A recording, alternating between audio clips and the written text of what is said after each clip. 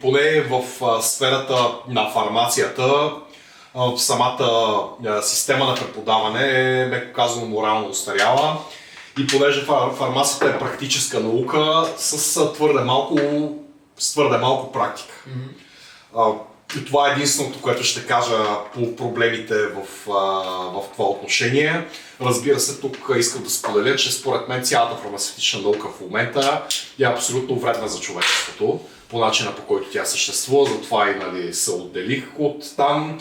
И като цяло трябва да се преосмисли цялата система на здравеопазване, какво означава здравеопазване, по какъв начин се практикува, да избягаме на Рокфелер, делото в началото на 20 век, когато всъщност за да продава повече петрол, Standard Oil, неговата компания, която е била монополист на света. Абсолютният кракен. И всъщност Рокфелер започва да прави много големи дарения в всички медицински колежи, училища и прочие с такъв тип насоченост към здравеопазването. И давайки тези дарения, естествено ти даваш примерно там 1 милион на еди си кой си колеж за медицински сестри или 10 милиона на Харвард за медицинският факултет.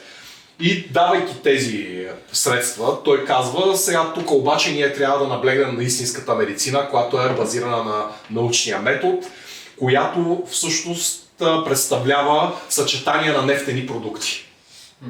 И всъщност съвременната фармация във вида, в който ти виждаш хапчето в таблетката или в ампулата, инжекцията, то е продукт или на фармацевтична химия, нефтени продукти, или на биотехнологии, произвежда се от някакви бактерии, най-често от бактерии. Това е нещо, с което ние трябва да се разделим, да се върнем обратно към биокарство. Аз не отричам полезността на фармацевтичната химия. Не отричам и че фармацевтичната индустрия създава лекарства, които поддържат човешкия живот в много продължително време при много тежки заболявания. Разбира се, тук имаме обаче и изключително порочната зависимост, че колкото по-болно е населението, толкова повече лекарства ще пие. И това е една зависимост, която особено след Втората световна война, след откриването на антибиотиците, пеницилина от Александър Флеминг и след това създаването на следващите класове антибиотици, след това към това като добавим лекарствата против високо кръвното, като добавим диабет и ти виждаш инфекциозни заболявания. Добре, Втората световна война, в военно време или примерно излиза чума. Yersinia pestis, който е бубонната чума, се лекува с най-обикновен пеницилин. И с това произведение то не е на фармацевтичната промишленост, а на едни плесени. Ти мога да спасиш милиони. Ако знаеха през средновековието да ядат плесенясал хляб, щяха, може би малко повече хора да оцелят, а може и да са... може и да са яли плесенясал хляб, де да знам. Зависимостта между доходите на тази промишленост и степента на заболяване на масовото население е повече от очевидна. Тук след това се включват едни лобита. През 90-те години има една поредица от огромни скандали в сферата на фармацевтичната индустрия. Единият скандал е свързан с GlaxoSmithKline, стимулотон, не е стимулотон, сероксат, пароксетин.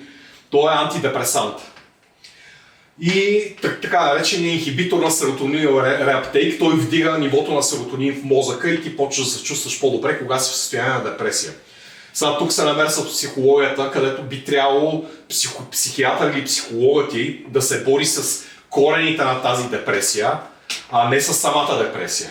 Защото ти като махнеш корените на депресията, това е като с наркозависимите. Ти примерно на зависимия от хероин, ако му дадеш, експеримента го направиха в Швейцария. Започнаха да им отвориха център за даване на хероин, където те с медицинско лице, с спринцовка, дали ти инжектира хероин, ти можеш да ходиш колкото си искаш там, с чисти спринцовки, да ти инжектират хероин и вследствие на това хероиново зависимите, заради това, че те без хероин не могат да функционират. В същото време те са принудени да извършват престъпления, за да си набавят хероин. А пък хероиновата зависимост идва от отвратителния им живот. Те, ходейки в тези центрове, те получават дозата, която е необходима, за да се почувстват, за да могат през деня да функционират. В резултата, което много от тях си намират работа. След като си намират работа, те си намират жилище, където да живеят под наем. През цялото това време те ходят там и взимат хероин. Не си вика, стъпват си на краката. Стъпват си на краката. И тази програма, ако не ме лъжа паметта, започва 2000 или 2001 година до 2010-те началото. От всички, които са се записали да взимат хероин в чистото медицинско място, е имало само нещо като 5 или 6 човека, които са продължавали все още да ходят там.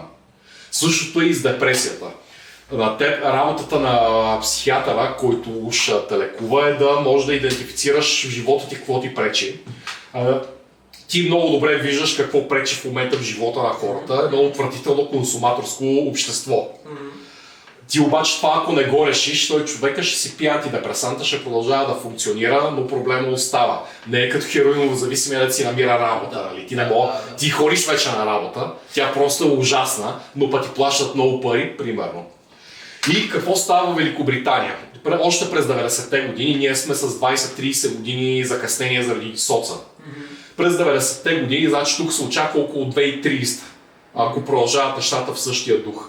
Маса деца, 16 годишни, тинейджери, депресия.